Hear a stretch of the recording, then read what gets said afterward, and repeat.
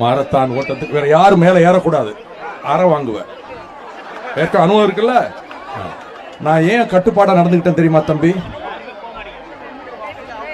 நான் ஏன் கட்டுப்பாடா நடந்துகிட்டேன் தெரியுமா? நீங்க ஒருவர் கீழே விழுந்தாலும் 10-15 பேர் உயிர் போயிரும். பல இடங்கள்ல பத்திரிகை படிக்கிற ஸ்டாம்பீடுல கோயில்ல அங்க எங்க 20 பேர் 30 பேர் இறந்துட்டாங்கன்னு.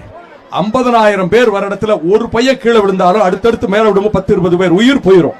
இது புரியாம பல பேரு வேடிக்கை வாக்க உள்ள அந்த நீங்க ஓடுற டிராக்குள்ள வந்தாங்க. எங்க சத்யா இவங்க எல்லாம் சொல்லி ஒண்ணு எடுபடல.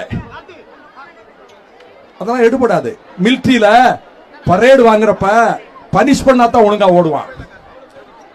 இவங்க எல்லாம் சொல்லி பார்த்தாங்க, கேட்கல.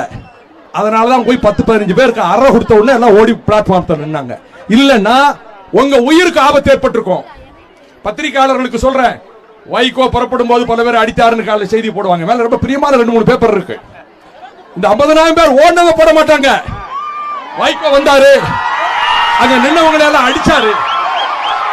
ஏன் அடிச்சாரு? இது ஏன் பிள்ளைங்க, ஏன் பிள்ளைங்க, ஏன் பேர பிள்ளைங்க.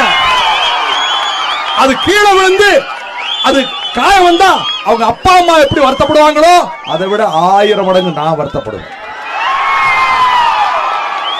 ரவி கீழே இறங்குறியா இல்லையா?